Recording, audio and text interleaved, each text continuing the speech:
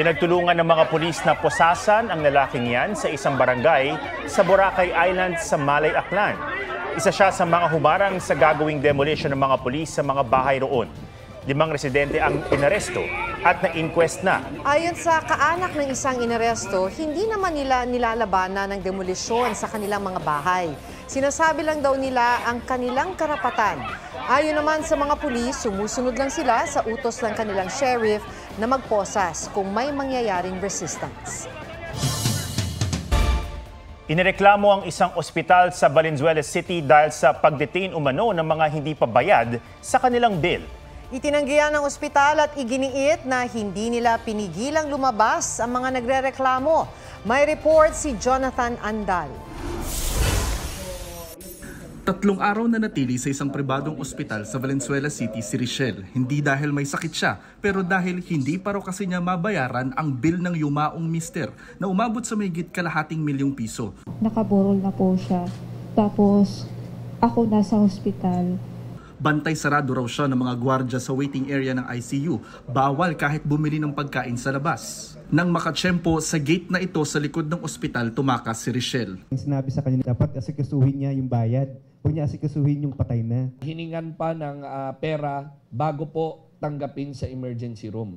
So yun pa lang is a violation of Republic Act 10932 or ang Anti-Hospital Deposit Law. Palit ulo rin ang nangyari kay John na namatayan ng asawa. Lagpas ₱700,000 pa ang kanyang bill at ang naiwan sa ospital ang kapatid niyang si Lovery. Dahil ayaw palabasin ang kanyang kapatid, pinapulis ni John ang ospital na kalaunay pumayag sa inisyal na bayad na ₱50,000 at promissory note. Gusto nila magbayad ako 100K kinabukasan, tapos every other day 100K. Sa tulong ng Valenzuela LGU, nagsampa sila sa piskalya ng reklamong slight at serious illegal detention laban sa ilang empleyado ng ACE Medical Center.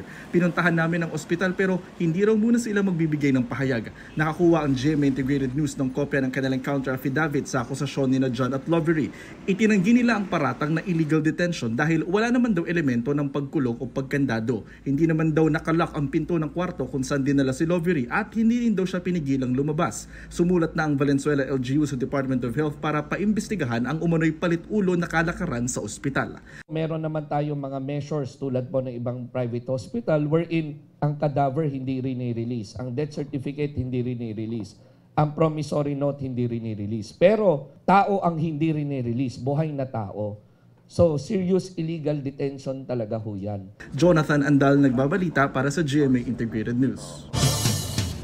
3 Pinoy ang nasugatan sa magnitude 7.2 na lindol sa Taiwan ayon sa Manila Economic and Cultural Office. Di bababa sa siyam ang patay. May report si JP Soriano.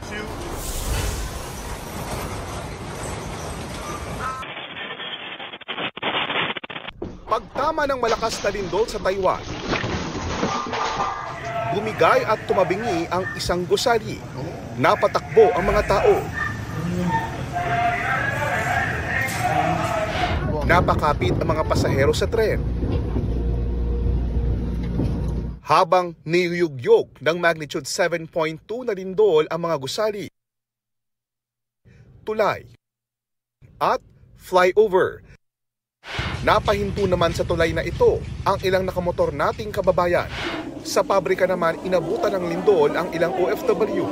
Pinababa sila ng gusali para mailikas. Sa tinitirhan naman ng ilang Pinoy, nagsilaglagan ang mga gamit. Grabe. Basag lahat. Oh my God. Ang Filipino-Taiwanese na si Joseph nasa mismong sentro ng lindol sa Hualien. Wasak sa pagyanig ang convenience store sa kanilang lugar. At 8 o'clock, it was very terrifying. Everything was moving. The bed, my bottles, paintings fell, and a lot of stuff fell. Sa gitna ng panayam ng GMA Integrated News kay Joseph. Okay, I actually just got an earthquake alert right now. Wait, give me a sec. Oh no. I got seems to be small. Okay, I'm fine right now. Ayon sa Manila Economic and Cultural Office, Base po sa pakikipag-coordinate namin sa mga Filipino communities po dito sa buong Taiwan, meron na pong reported ngayong hapon na 3. So, yun pong isa po dito ay sa Ilan, sa Ilan country, at yung 2 po dun sa Hualien. Nothing serious. Mananatili raw bukas ang Taiwan Help Desk ng Migrant Workers Department sakaling may mga ilangan ng tulong. Di bababa sa 9 ang patay sa lindol sa pinakamalakas sa loob ng 25 taon. Ang 50 ang nawawala. Oras ang kalaban para sagipin ang mga natrap sa ilalim ng mga gumuhong gusali. Dahil sa lindol, nagtaas ng babala ng tsunami sa ilang bahagi ng Luzon. Inilikas ang ilang taga Pagudpud at Lawag sa Ilocos Norte. Binawi kalaunan ng FIVOX ang tsunami warning. JP Soriano, nagbabalita para sa GMA Integrated News. Gustong imbestigahan ni Senator Risa Ontiveros ang gentleman's agreement umano ni dating Pangulong Rodrigo Duterte kay Chinese President Xi Jinping. Tinawag ng senador na treasonous o mapagtaksil sa bayan ng kasunduang hindi dapat magdala ng construction materials ang Pilipinas sa BRP Sierra Madre. Sagot ng dating tagapagsalita ni Duterte na si Attorney Harry Roque, hindi pwedeng maganap ang treason kung walang gera.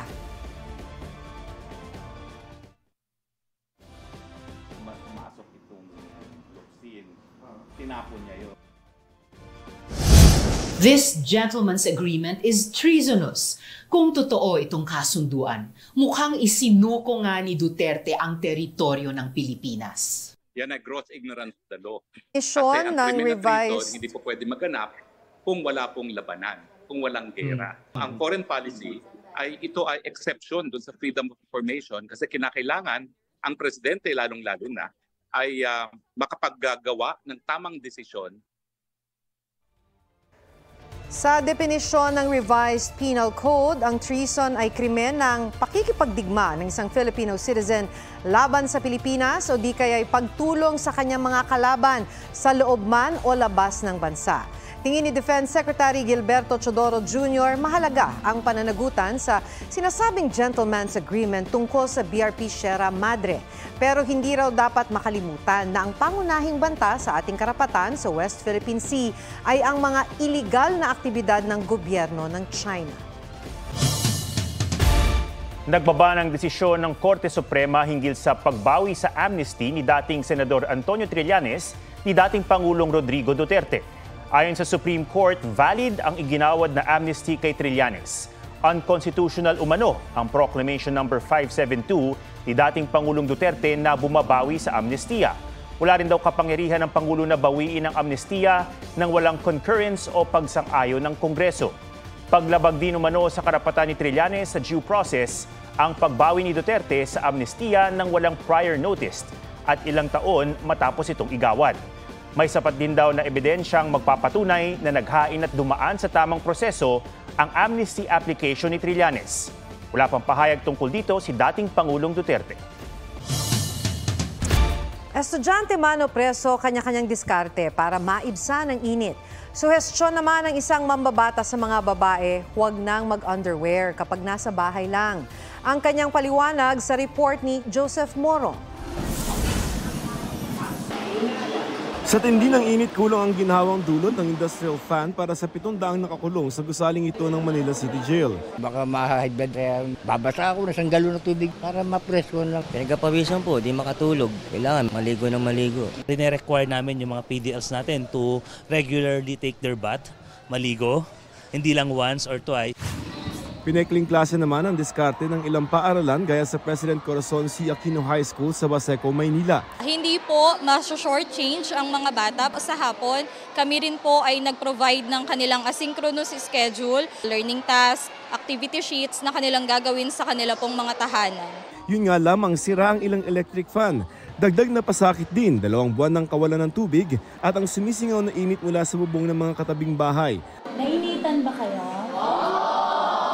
Para maibsan ang init, kanya-kanyang paypay o gamit ang rechargeable fan ng mga estudyante. Sa dating Health Secretary at ngayon Iloilo Representative Janet Garin, may mungkahi sa mga babae ngayon tag-init. Wala lang mali siya, no?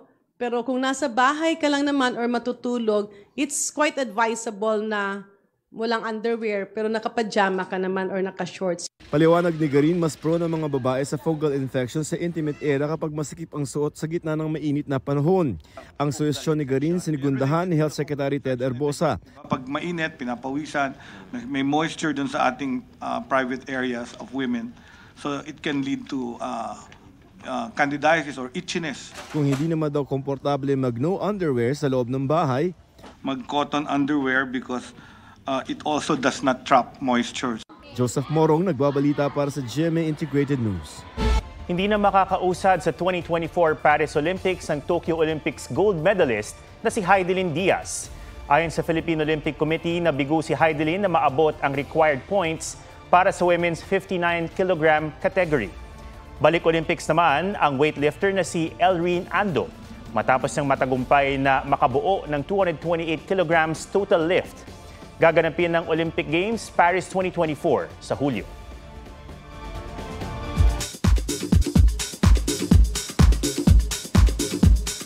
Napansin ng netizens ang closeness ni Alden Richards at Catherine Bernardo sa isang party para sa aktres. Hindi rin nakaligtas sa fans ang tila couple ring ng dalawa. May report si Nelson Canlas.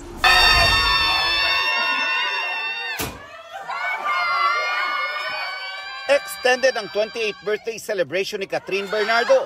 Kagabi, sinorpresa siya ng close friends kabilang sina Boop at Kimiya. Present din ang Asia's multimedia star na si Alden Richards na may bouquet of red roses at regalo sa aktres. At may beso pa na lalong kinakiligan ng fans. Sa X-App, mabilis na nag-trend ang hashtag #CatDen. Hindi rin nakaligtas sa netizens ang tila couple black ring ng dalawa sa kanilang right index finger. Marami rin ang nagpepetisyong ilabas ang selfie na ito ng #CatDen. Sa kuha ng kaibigan ni Kat, makikita na very comfortable ang dalawa sa isa't isa. Bago nito, nauna nang nagkasama ang dalawa sa birthday celebration ni Kat sa Palawan. Nelson Canlas nagbabalita para sa GMA Integrated News.